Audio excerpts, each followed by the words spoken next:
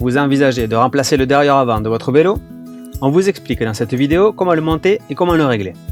Nous avons choisi ici de vous montrer le remplacement d'un dérailleur pour un pédalier équipé de 3 plateaux, étant donné que c'est le dérailleur avant le plus courant et le plus compliqué à régler. Enfin, ne vous inquiétez pas, rien de sorcier.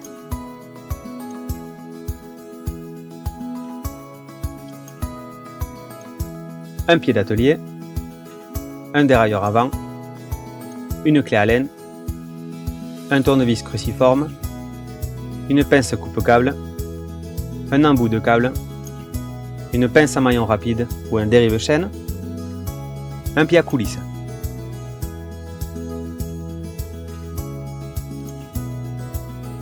Positionnez la chaîne du vélo sur le petit plateau et sur le petit pignon afin de réduire la tension de chaîne. Desserrez et enlevez le câble du dérailleur.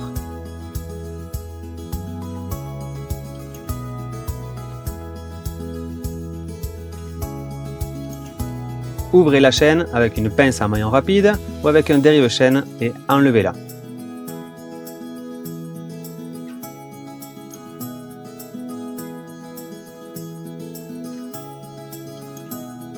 Desserrez la vis de fixation du dérailleur avant.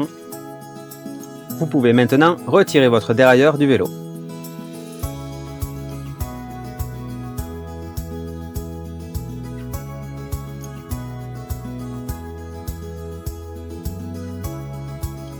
Pour bien choisir un dérailleur avant, plusieurs éléments sont à prendre en compte. Le diamètre du tube de selle de cadre, mesurez-le à l'aide d'un pied à coulisse. Le nombre de plateaux. Le nombre de vitesses de la manette doit correspondre au nombre de plateaux. Le type de tirage. Votre vélo est-il préparé pour un tirage haut ou pour un tirage bas? Cela signifie par où passe votre câble de dérailleur avant, par le haut du cadre ou par le bas du cadre. Le nombre de pignons de votre vélo est aussi un critère à prendre en compte, puisqu'il détermine la capacité d'un dérailleur avant, c'est-à-dire l'amplitude du déplacement de la fourchette. Notez qu'il existe aussi des dérailleurs à collier, les plus courants, ou des dérailleurs à brasé, notamment pour les vélos de route. Choisissez les adaptateurs selon le diamètre de votre tube.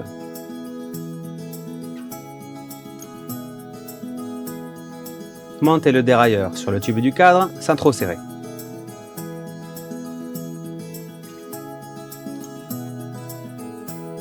Remettez la chaîne en place, passez-la à l'intérieur de la fourchette et refermez-la grâce au maillon rapide ou avec le dérive-chaîne.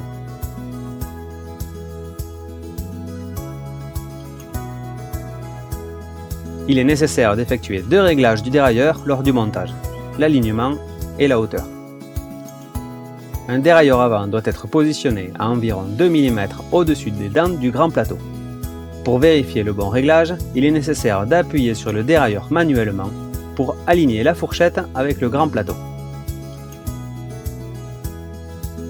Regardez ensuite l'alignement. La fourchette du dérailleur doit être parfaitement parallèle au plateau.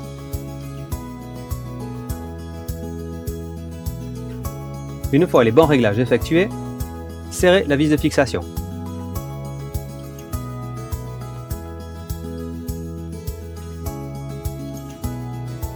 On peut procéder au réglage de débutée avant de mettre en place le câble du dérailleur. Pour mieux comprendre le fonctionnement d'un dérailleur, la course est délimitée par 2 butées, une butée haute et une butée basse. Ces 2 éléments permettent notamment d'éviter à la chaîne de dérailler en passant après les derniers plateaux. La butée basse ou la butée L sur les dérailleurs avant, là où, pour s'en souvenir, la vitesse lente, permet de régler l'alignement entre le petit plateau et la fourchette du dérailleur. On desserre la vis pour déplacer le dérailleur vers le cadre et on serre la vis pour déplacer le dérailleur vers l'extérieur.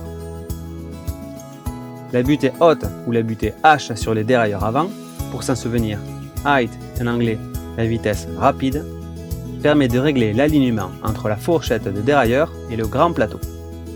On serre la vis pour déplacer le dérailleur vers le cadre et on desserre la vis pour déplacer le dérailleur vers l'extérieur. Manipulez le dérailleur à la main pour tester le réglage des butées. Au repos, le dérailleur reste en butée basse.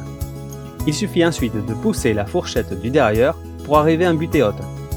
La chaîne doit monter sur le grand plateau sans problème.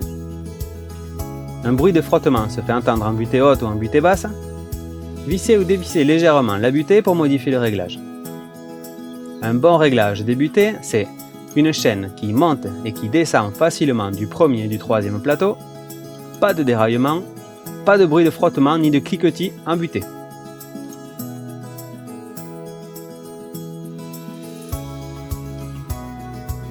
Vous pouvez en profiter pour monter une gaine et un câble neuf si besoin.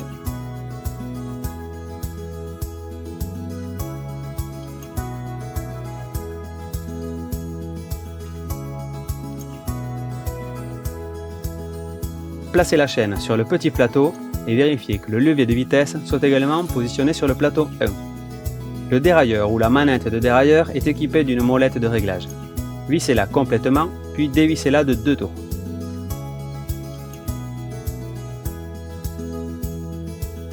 Passez le câble de dérailleur dans le sillon prévu à cet effet. Tendez le câble à la main ou avec une pince plate sans tirer.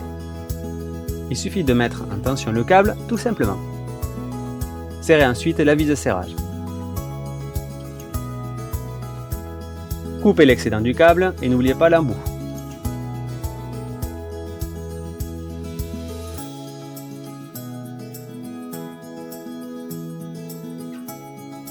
Placez-vous sur le pignon du milieu pour effectuer vos réglages. Passez le deuxième plateau avec la manette. La chaîne doit normalement monter sur le deuxième plateau. La fourchette vient se placer juste au-dessus du plateau, bien centré. La chaîne ne monte pas sur le deuxième plateau, le câble manque alors de tension. Tendez le câble à l'aide de la molette. La chaîne effleure la chape du dérailleur avant. Si elle effleure vers le petit plateau, le câble manque de tension. Si elle l'effleure vers le grand plateau, le câble est trop tendu.